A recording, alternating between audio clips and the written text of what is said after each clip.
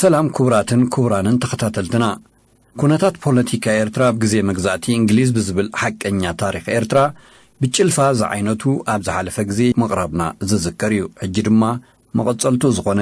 ሒዝናልኩም ቀሪብና ኣለና ምክትታልኩም ንዕድም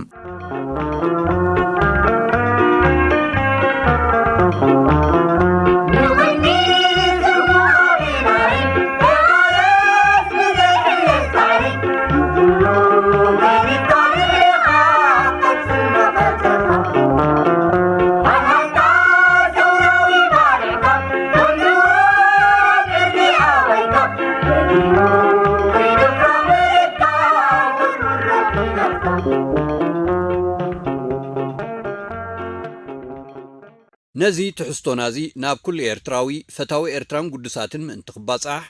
ብወገንኩም ከምቲ ኩሉ ግዜ እንብሎ ነዚ ቪድዮ ክትሪኡ እንከለኹም ላይክን ሼርን ክትገብርዎ ቶም ሳብስክራይብ ዘይገበርኩም ድማ ነዛ ቻነልና ንምዕባያ ኣዝዩ ስለ ዝሕግዘና ብወገንኩም ከይረሳዕኹም ሳብስክራይብ ክትገብርዋ ብምባል ንላበወኩም ሰናይ ምክትታል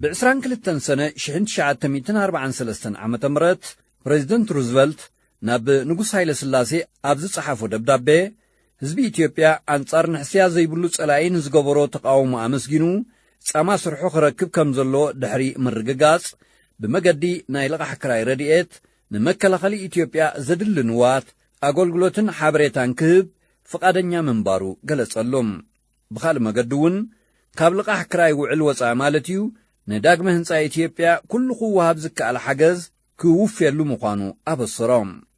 كمززا أمسل اللكسي كام منغست أمريكا ني إثيوبيا مانا كاب سماي نبرام أمريكا جن بحقي ني إثيوبيا كم عبنت نايستحررت هاجر نعالم نخطر إياتراي أي تبقستن سبنسر كمز قلصو نتي إيطاليا بإثيوبيا زغدفتو ناي حرشا موترتات ماين كالي ناوت عيون ناب كالي بوتان مقعز حرشا إثيوبيا معبلا قرب مقبي نايتي أما كلاي مبراغن أوروبان زنبرة ناي كوينات بوتاتات نمملا كم السقاقري نايتن نما كلاي مبراغ زبراز نبرا نفرتاون نخط كملا دليت نيروايو أمريكا زت رايزي كوناغن حيلي جرمن ناي مدخم أنفت يحزلو أبز نبرا قزي أمريكا كم عبلاليت معراباوي تهاجر تقلقلان بوتا ተደልድልን ነይራያ ተካኢት ናይቲ ንዘመናት ዝጸንሐ ሓይሊ ብሪጣንያ ብምዃን ድማ ከም ሓዳስ ገዛኤት ዘይኮነትሲ ከም ሓላይትን ለጋስን መድሕን ናይ ውፅዓት ክትርአ ድልየት ነይርዋዩ ኣሜሪካ ኣብቲ እዋነቲ ስለዚ ሜልኣ ሕቡእ ነበረ استراتيجيوي أقداسنا ዞባ ቀይሕ ባሕርን ማእከላይ ምብራቕን ከም ወሳኒ ናይ ንግድ መተሓላለፊ ጥራይ ዘይኮነ ከም ምንጪ ናይ ነዳድን ካልእ ጥረ ነገራትን ክኽወላ ስለ ዘይተኻእለ ፎግፊጋ ኣትያ ንጽልዋን ሓይልን ብሪጣንያ ምድፋእ ስርሐ ኢላ ተተሓሓዘቶም ብትሽዓተ ነሓሴ 1943 ዓመተ ምህረት ሚኒስተር ንግድን ኢንዱስትሪን ዝነበረ ይልማ ደሬሳ ናይ ኢትዮጵያን ኮርደል ሆል ናይ ኣሜሪካን ነቲ ናይ ልቓሕ ክራይ ውዕል ብወግዒ ፈረሙሎም ብመሰረት ትውዕል ኢትዮጵያ ንምክልኻል መንግስቲ ኣሜሪካ ከመገዳሲት ሃገር ተወሲዳ ንኹሉ ትውዕል ዝህባ ረድኤት ይኹን ልቓሕ ናይ ምቕባል ዕድል ረኸበት ብወገና ኢትዮጵያ ንምክልኻል መንግስቲ ኣሜሪካ ዘድሊ ዘበለ ንዋት ኣገልግሎታት መሳለጥያን ሓበሬታን ክትህብ ተሰማምዐት ኣብዚ እቲ ዘገድስ እቲ መሳለጥያታት ዝብል ቃል እዩ ኣሜሪካ ናይ ምክልኻል ንዋት ኣገልግሎትን ሓበሬታን ጥራይ ክትህብ ኢትዮጵያ ኣብ ልዕሊኡ መሳለጥያታት እውን ከተወፊ ተሰማምዐት እዚ ከዓ ኣሜሪካ የድልየኒ እዩ ንትብሎ ዝኾነ ወተሃደራዊ ሰረት ዘውህባ ስለ ዝነበረ ኢትዮጵያ ኣብ ትሕቲ ወተሃደራዊ ጽልዋን ዓንኬልን ኣሜሪካ ኣተወት ነዊሕ ከይጸንሐ ውፅኢት ናይዚ ስምምዕ እዚ ክረአ ጀመረ ብ20 መስከረም 1943 ዓመተ ምህረት ናይ ኣሜሪካ ኣምባሳደር ኣብ ኢትዮጵያ ጆን ካልድዌል ኢትዮጵያ ብናይ ቀዳማይ ወያነ ሓይልታት ትግራይ ስለ ዝተሸገረትን ንሳቶም እውን ጽኑዕ ዕርድታት ሒዞም ምልቃቕ ስለ ዝኣበዩን ነፈርቲ ውግእ ንኽወሃባን ወተሃደራታ ብግቡእ ንኽዓጥቁን ኣትሪሩ ሓተተ ነፈርቲ ውግእ ጥራይ ዘይኮነ ናይ መጓዓዝያ እውን ክወሃባኣ ነቲ ብእንግሊዝ ተባሂቱ ዝነበረ መስመራት ክጥቀሙሉ ኣሜሪካውያን ሓተቱን ገበርዎን ድማ ቀስ ብቐስ ኣብ ወተሃደራዊ ኣገልግሎት ሰራዊት ኢትዮጵያ ዝኣቱ ክዳውንቲ ብረት ማለት ከቢድን ፎኪስን መካይንን ካልእ ናይ መጓዓዝያ ኣቑሑን ካብ ኣሜሪካ ንኢትዮጵያ ኣተወ ኣብ ግንቦት 1944 ዓመተ ምህረት መንግስቲ ብሪጣንያ ንኢትዮጵያ ኣብ ትሕቲ ሞግዚትነታ ናይ ምእታው ሓሳባት እናሰላሰለትን ከላ ሓደ ናይ ቁጠባዊ ረድኤት ጉጅለ ካብ ኣሜሪካ ናብ ኣዲስ ኣበባ ኣተወ ዕላምኡ ብዛዕባ ቁጠባዊ ሕርሻውን ማዕድናውን ሃብቲ ኢትዮጵያ ምጽናዕ ኮይኑ ብሓደ ክብ ዝበለ ናይ ክኢላታት ጉጅለ ዝቆመ ነበረ እዚ እናዓበየ ዝኸይድ ዝነበረ ምትእትታው ኣሜሪካ ናብ ኢትዮጵያ ንንጉስ ሃይለ ስላሴ ስለ ዘተባብዖ ጸግዕን ጽልዋን ኣሜሪካ ሒዙ ነቲ ኣብ ጥሪ 1942 ዓመተ ምህረት ምስ ብሪጣንያ ዝፈረመ ውዕል ከም ዝስርዞን ብኡ ከም ዘይቅየድን ኣፍለጠ ኣብ ልዕሊ እቲ ካልእ ኣቐዲሙ ዝተጠቕሰ ነገራት መንግስቲ ኢትዮጵያ ነቲ ካብ ኣዲስ ኣበባ ናብ ጅቡቲ ዝዝርጋሕ መገዲ ባቡርን ሙሉእ ኦጋዴንን ንኽምለሰላ ጠለበት ኣብ መጀመርታ እንግሊዝ ኣጽቂጣ ነበረት ናይ ንጉስ ሃይለ ስላሴ ኣሜሪካውን መኻሪ ጆን ስፐንሰርን በዓል ኣክሊሉ ሃብተወልድ ዝርከብዎ ናይ ወፃኢ ጉዳይ ምክትል ሚኒስተር ዝነበረን ግን ደጋጊሞም ሕቶታቶም ኣቕረቦም ብመስከረም 1944 ድማ ሓደ ብሎርድ ደላዋር ዝተባህለ እንግሊዛዊ በዓል ስልጣን ዝምራሕ ጉጅለ ካብ ለንደን ናብ ኣዲስ ኣበባ ከደሞ ብሪጣንያ ንገለ ካብቲ ኣብ ልዕሊ ኢትዮጵያ ኣጽኒዓቶ ዝነበረት ቀይዲ ከተልዕል ድልውቲ ምንባራ ኣፍለጠ በዚ መሰረት ከዓ ናይ እንግሊዝ ኣምባሳደር ስልጣን ኣብ ኢትዮጵያ ከምቲ ናይ ካልኦት ኮነ ኢትዮጵያ ግድን እንግሊዛውያን ፈራዶ ጥራይ ትቀበል ዝብል ዓንቀጽ እውን ተረፈ ካልእ እውን ከምኡ ኣብ ሕቶ ኦጋዴን ግን ብሪጣንያ ነቐጸት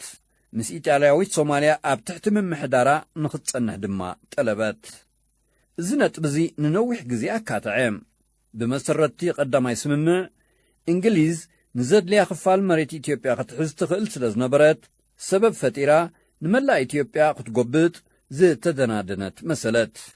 በብግዚኡ ኣኼባታት ተገብረ